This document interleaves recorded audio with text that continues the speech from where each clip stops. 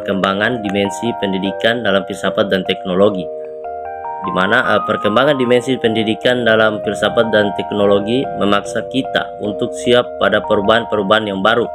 Aktivitas kehidupan harus memberikan kontribusi positif bagi kebermaknaan kehidupan di masyarakat. Dalam hal ini, filsafat dibutuhkan untuk menjawab pertanyaan-pertanyaan yang timbul dari kehidupan manusia. Filsafat pendidikan juga merupakan filsafat yang digunakan dalam studi mengenal masalah-masalah pendidikan, di mana secara informal pendidikan memiliki peran penting dalam transformasi ilmu, budaya, dan menjaga identitas budaya bangsa, di mana pendidikan harus memberikan kebermaknaan dirinya, bereksplorasi sesuai dengan ketertarikannya. Tentu untuk mencapai itu semua perlu adanya transformasi perubahan kurikulum yang terus-menerus dibenahi. Lanjut, 3 dimensi atau tekanan yang dapat dilihat dalam menuntun keluar yaitu 1. Titik berangkat dari mana, 2. Proses masa kini, dan 3. Masa depan ke arah mana. Tuntunan dilaksanakan dalam arti ini pendidikan memiliki dimensi telah sedang direalisasikan dan belum sepenuhnya selesai. Meskipun 3 dimensi ini seharusnya tidak pernah dipisahkan dalam praktik, mereka dapat dibedakan untuk keperluan analisis. Manfaat dari mempelajari dimensi pendidikan dalam filsafat yaitu 1. Menjadi salah satu landasan dalam perkembangan ilmu pendidikan. Yang kedua, landasan dari penentuan kebijakan mengenai program pendidikan. Ketiga, landasan untuk berkarya dan mengabdi di dunia pendidikan. Dan keempat, standar dalam penentuan kurikulum dan materi yang ingin diajarkan oleh pendidik. Yang kelima, memberikan pemahaman menyeluruh mengenai dunia pendidikan. Keenam, mendorong tenaga pendidik untuk dapat memberikan materi pendidikan yang lebih baik. Yang ketujuh, meningkatkan kualitas dari pendidikan itu sendiri. Baiklah, saya akan melanjutkan materi dari teman saya. Tujuan dimensi pendidikan dalam filsafat. Tujuan yang pertama, menjadikan seseorang sebagai manusia lebih mendidik serta mampu membangun diri sendiri. Tujuan yang kedua, mendorong untuk dapat menjadi orang yang bisa berpikir sendiri. Tujuan yang ketiga, memberikan dasar-dasar pengetahuan, pandangan yang sintesis, sehingga seluruh pengetahuan menjadi satu kesatuan. Yang keempat, menjadikan seseorang memiliki hidupnya sendiri berkat pengetahuan yang dimilikinya. Oleh karena itulah, mengetahui hal-hal dasar berarti mengetahui dasar-dasar hidup diri sendiri. Manfaat yang kelima, bagi seorang pendidik, filsafat memiliki keistimewaan karena filsafatlah yang memberikan dasar-dasar dari ilmu pengetahuan lainnya mengenai manusia seperti ilmu pendidik. Sejarah dimensi pendidikan dalam filsafat menurut para ahli. Yang pertama, menurut Socrates berpandangan bahwa seseorang mesti didorong untuk berpikir cermat, melakukan uji coba diri sendiri, serta memperbaiki pengetahuannya. Yang kedua, menurut Plato berpandangan bahwa pendidikan itu sangat perlu, baik untuk diri sendiri selaku individu maupun sebagai warga negara. Kemudian yang terakhir, menurut Aristoteles berpendapat bahwa setiap orang harus mendapatkan pendidikan agar ia hidup dengan baik.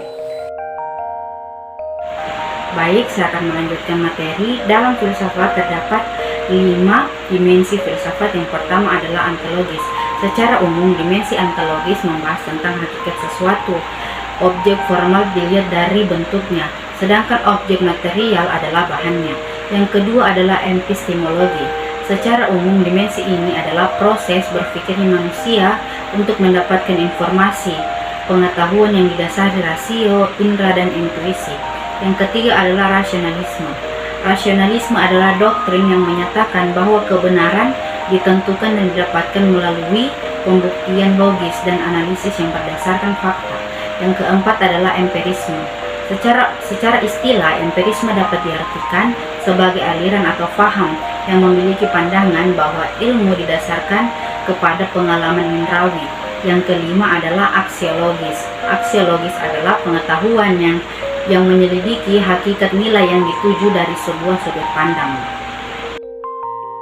Mengenai peran filsafat pendidikan terhadap pendidikan Indonesia. Peran filsafat pendidikan memberikan inspirasi, yakni menyatakan tujuan pendidikan negara bagi masyarakat, memberikan arah yang jelas dan tepat dengan mengajukan pertanyaan tentang kebijakan pendidikan, dan praktik di lapangan dengan menggunakan rambu-rambu dari teori pendidik.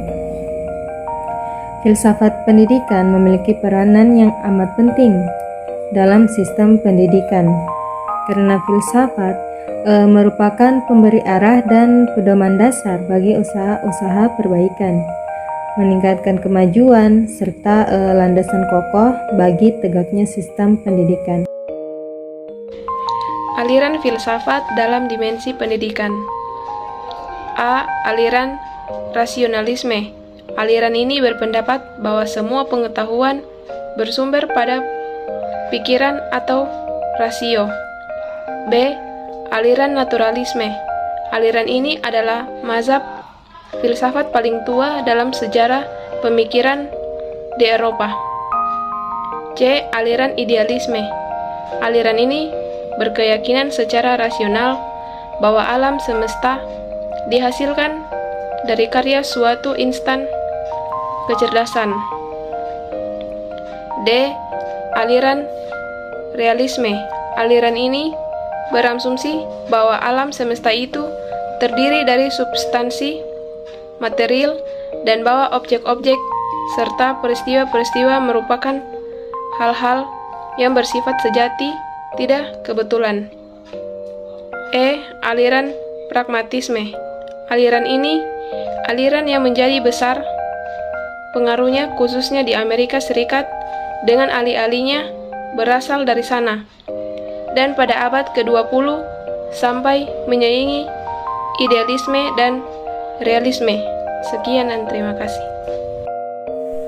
Magnus dan Suseno, kata moral selalu mengacu pada baik dan buruknya manusia. Bidang moral adalah bidang kehidupan manusia dilihat dari kebaikannya.